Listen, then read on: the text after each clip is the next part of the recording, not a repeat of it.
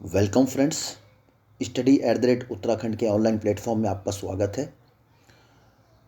उत्तराखंड लोक सेवा आयोग द्वारा आगामी परीक्षाओं के लिए एक हमने सीरीज स्टार्ट करी थी, जिसमें फर्स्ट हमने नोबल पुरस्कार को डिस्कस किया था। इस सीरीज में मतलब हम उस टॉपिक को डिस्कस कर रहे हैं जो मतलब श्योर शॉर्ट एग्जाम में क्वेश्चन बनते हैं, जैसे नोबल प्राइज़ हो गए, ग्रैंड स्लैम हो गए, इंपॉर्टेंट इंडेक्स हो गए, भारत स्तर पर, विश्व स्तर पर। ठीक है, तो उनमें से हमने पहले नोबल पुरस्कार डिस्कस कर लिया था और अब इस वीडियो में हम लोग जो सूचकांक इंडेक्स है और ग्रैंड स्लैम, इन दोनों को डिस्कस करने का कोशिश करेंगे और उम्मीद करते हैं कि ये वीडियो समाप्त होते होते आपको ये सारी चीज़ें अच्छे से याद हो जाए और एग्ज़ाम में आप अच्छा कर पाएँ। तो जो सूचकांक है उसको तो हमने क्वेश्चन फॉर्मेट में तैयार किया है और सिर्फ आपके लिए हम 7 सूचकांक लाए हैं। बहुत ही इंपॉर्टेंट सूचकांक है। अगर इन सारे सूचकांक को आप याद करके आप एग्ज़ाम में चले जाते हैं तो इनमें से पूछने के चांसेस तो बनते ही बनते हैं। अगर इनमें से कोई नहीं भी बनता तो आप ऑप्शन से रिमूव कर कर आपको सही आंसर निकाल सकते हैं। तो सबसे पहले हम क्वेश्चन की तरफ बढ़ते हैं। विश्व भूखमरी सूचकांक या विश्व हंगर इंडेक्स 2022 में भारत का स्थान कौन सा था? तो इसका प्रदर्शन भारत का हर साल खराब होते जा रहा है, तो इसमें भारत 107वें स्थान पर था। ये बहुत इंपॉर्टेंट बन जाता है। ठीक है, उसके बाद जो मैंने 2 नंबर क्वेश्चन, 3 नंबर क्वेश्चन और 4 नंबर क्वेश्चन, ये सब एक साथ रखें। इसका एक विशेष कारण है, मतलब आपको याद कराने के उद्देश्य से एक विशेष कारण है। तो आप देखिए, अगर किसी देश में शांति है, ठीक है, अगर किसी देश में सुख शांति है और साथ में कोई भी लैंगिक असमानता नहीं है, तो उस देश में खुशहाली आना निश्चित है। ठीक है, तो मेरे कहने का मतलब ये था, शांति सूचकांक में भी भारत 135 नंबर पर, ठीक है, और लैंगिक असमानता सूचकांक में भी भारत 135 पर। ठीक है, जब ये दोनों चीज़ें मिल जाती हैं तो उस देश में शांति आ जाती है, माफ़ कीजिएगा, खुशहाली आ जाती है। खुशहाली तो वो 136 पर। ठीक है, तो इस तरीके से अगर याद रख सकते हैं तो और अच्छी बात है। नेक्स्ट देखिए, इसका आंसर से कर देते हैं। 135 पे शांति सूचकांक में, लैंगिक असमानता में भी 135 नंबर पर और विश्व खुशहाली सूचकांक में 136 नंबर पर। ठीक है, तो इस तरीके से आप इसको याद रख सकते हैं। नेक्स्ट देखिए, हैनले पासपोर्ट इंडेक्स में भारत वर्ष 2022 में किस स्थान पर है? तो ये 87वें स्थान पर है, 87वें नंबर पर है। ठीक है, ये बहुत इंपॉर्टेंट इंडेक्स है और इनको कम से कम एटलीस्ट आपको याद करके जाना है वनडे एग्जाम के उद्देश्य से।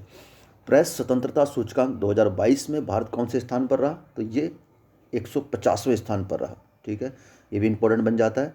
लास्ट ईयर जहाँ तक मेरे को याद है वो 148 पे था। ये एग्ज़ाम में क्वेश्चन बन भी चुका है और अभी फ़िलहाल ये जो वर्तमान में है 150वें स्थान पर इसका आंसर हो जाएगा। नेक्स्ट, बौद्धिक संपदा सूचकांक में भारत कौन से स्थान पर है? ये 43rd स्थान पर है। ठीक है, इंपॉर्टेंट है। इंटेलेक्चुअल प्रॉपर्टी होती है बौद्धिक संपदा। ठीक है, विश्व प्रतिस्पर्धा सूचकांक 2022 में भारत कौन से स्थान पर है? तो ये 87वें स्थान पर है। ठीक है, तो ये इंपॉर्टेंट 7 इंडेक्स मैंने आपको बता दिए। ठीक है, इंपॉर्टेंट सारे होते हैं, बट आपको इतना ही होना चाहिए कि आपको क्या पढ़ना है एग्ज़ाम की दृष्टि से, क्या पढ़ना है ये इंपॉर्टेंट हो जाता है और क्या नहीं पढ़ना वो भी इंपॉर्टेंट हो जाता है। ठीक है, ओके। अच्छा, अब आप देखते हैं ग्रैंड स्लैम। ग्रैंड स्लैम मतलब जो हमारे ऑस्ट्रेलिया ओपन होते हैं, फ्रेंच ओपन होते हैं, हर साल आयोजित की जाती है। तो इसमें 3 प्रकार के क्वेश्चन बनते हैं जर्नली। क्वेश्चन तो कई प्रकार बनते हैं, जर्नली 3 प्रकार के बनते हैं। पहला क्वेश्चन बनता है कि इनका क्रम क्या है, ये किस क्रम में आयोजित की जाते हैं। तो आपको एक ही चीज़ याद रखनी है। ठीक है, इनका क्रम याद रखने के लिए एक शॉर्ट ट्रिक जो साहब लिखी भी हुई है, आफलू अगर हिंदी में कहते हैं तो आफलू याद रख सकते हैं। ठीक है, ये आफलू लिख रखा है, आफलू याद रखिए। ठीक है, आफलू से आपको ये याद हो जाएगा, सबसे पहले ऑस्ट्रेलिया ओपन आयोजित किया जाता है, फिर फ्रेंच ओपन आयोजित किया जाता है, एल से विंबलडन याद रख सकते हैं और यू से यूएस ओपन। ठीक है, तो आफलू याद रखेंगे तो आपका काम चल जाएगा। इनका क्रम भी सेट हो गया। अब देखिए, इनको जो मैंने इनमें खाली लिख रखा है, देखो इनको मैंने 2 तरीके से लिख रखा है। एक मेल कैटेगरी अलग लिख रखा है, मतलब यहाँ मैंने ऐसे करके फीमेल कैटेगरी नहीं लिख रखा है, वो ज़्यादातर कन्फ्यूजन हो जाता है। हम लोग लिखते टाइम भी, नोट्स बनाते टाइम भी यही करते हैं। ठीक है, करंट के जब नोट्स बनाते हैं ऐसे लिख लेते हैं कि ऑस्ट्रेलिया ओपन मेल में इसने जीता, फीमेल में इसने जीता, फ्रेंच ओपन मेल में इसने जीता, तो वो कन्फ्यूजन क्रिएट करता है। तो मैं आपको तरीका बताता हूँ, इस तरीके से आप याद करने की कोशिश करिए, आपको अच्छा लगेगा तो ज़रूर बताइएगा। तो जो ऑस्ट्रेलिया ओपन है, ये जो है ऑस्ट्रेलिया ओपन जो है ये आप इस तरीके से याद रखिए, मैं आपको बताता हूँ, एक सेकंड। ऑस्ट्रेलिया ओपन यहाँ लिखिए नडाल, ठीक है।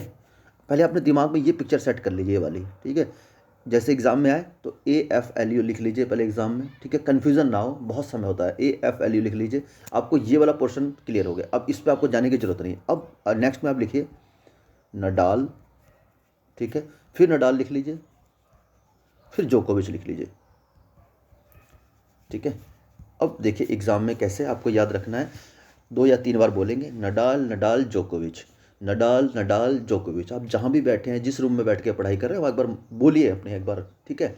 तो उससे आपको बोल के भी चीज़ें याद होती है, सुन के भी याद होती हैं, लिख के भी याद होती हैं। तो वो हमारे ह्यूमन टेंडेंसी होती है, वो अलग अलग तरीके से याद होता है। तो जिस तरीके से याद हो जाए एक बार बोल के प्रयास कीजिए, नडाल नडाल जोकोविच, नडाल नडाल जोकोविच।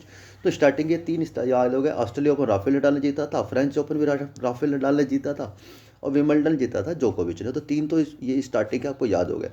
चौथे का नाम मैंने इसलिए छोड़ रखा है कि वो थोड़ा सा डिफरेंट नाम है। तो डिफरेंट नाम वाला आपको रिमूवल से हो जाता है, मतलब एलिमिनेशन से हो जाता है। इसका नाम है अल्कराज, कार्लोस अल्कराज है, इन्होंने जीता है। जनरली हम राफेल नडाल का नाम सुनते हैं, जोकोविच का नाम सुनते हैं, लेकिन अल्कराज मतलब थोड़ा सा नया है, ऐसा नहीं कि बहुत अच्छे प्लेयर है ये, अल्कराज नया नाम है। तो अब आपके ये चारों मुझे लगता है याद हो जाना चाहिए। तो नडाल नडाल जोकोविच अल्कराज, नडाल नडाल जोकोविच अल्कराज। तो 3 तो स्टार्टिंग के याद रखिए, नडाल नडाल जोकोविच अल्कराज साथ में जोड़ लीजिए। तो ये तो आपको होगा मेल कैटेगरी। इसी प्रकार से फीमेल का देखिए, ठीक है। फीमेल कैटेगरी में अब आपने क्या करना है, सबसे पहले ऑस्ट्रेलिया ओपन, ये तो आपको दिमाग फिट होना चाहिए, आफलू तो बिल्कुल फिट होना चाहिए दिमाग में, ठीक है। अब ये नहीं कि आप पहले ऑस्ट्रेलिया ओपन लिख रहे हैं फिर उसके बाद वो लिख रहे हैं, ये सीधा एक ही लाइन में टक से लिख लीजिए AFLU, ठीक है। अच्छा, इसी क्रम में लिख लीजिए। अब इसके आगे लिखिए आप एस्ले बार्टी, ठीक है। सबसे पहले इसको एस्ले बार्टी लिख लीजिए, हो गया यहाँ पर। उसके बाद इसको एक बार के लिए छोड़ दीजिए, ठीक है। जैसे हमने उसमें US ओपन छोड़ा था, इसमें विंबलडन को छोड़िए। यहाँ पे लिखिए इन दोनों में ईगा स्विटेक, ठीक है। ईगा स्विटेक हो गया, यहाँ भी ईगा स्विटेक लिख दीजिए।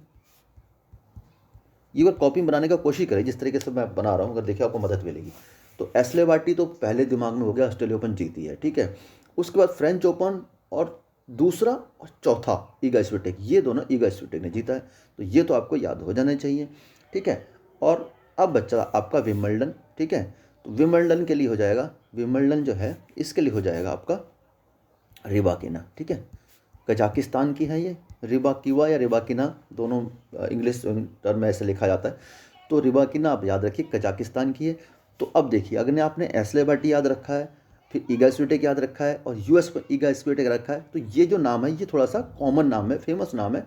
रिबाकिना अलग है, तो ये क्या होगा, आप एलिमिनेशन से भी निकाल सकते हैं, लेकिन 1 या 2 या 3 बार बोलेंगे तो वैसे भी याद हो जाएगा। तो आपको पहले इसको याद नहीं करना, रिबाकिना को याद नहीं करना, आपने पहले करना है एस्ले बार्टी, ईगा स्विटेक, 3 ये हो गए, और लास्ट में रिबाकिना, जैसे हमने ऊपर याद किया था, ठीक है।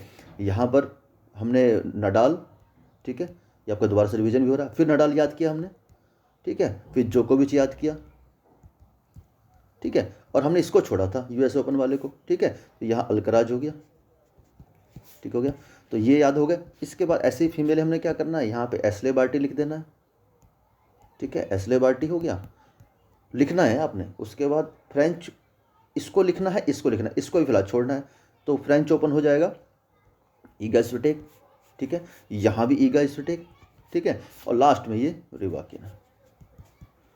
तो उम्मीद करता हूँ कि आपको ये ग्रैंड स्लैम और ये सूचकांक मतलब याद हो गए होंगे, और एक बार रिवीजन कर लेंगे, अच्छे से वीडियो देख लेंगे, तो एग्ज़ाम से पहले आपको ये सारी चीज़ें याद हो जाएंगी। और आपकी आगामी सभी परीक्षाओं के लिए शुभकामनाएं। ऐसे ही उम्मीद करेंगे वीडियो छोटी छोटी आपके लिए लाते रहें, जो आपके लिए एग्ज़ाम की दृष्टि से बहुत ही ज़्यादा महत्वपूर्ण होंगी। तो ठीक है, मिलते हैं फिर किसी नेक्स्ट वीडियो के साथ, तब तक के लिए जय हिंद।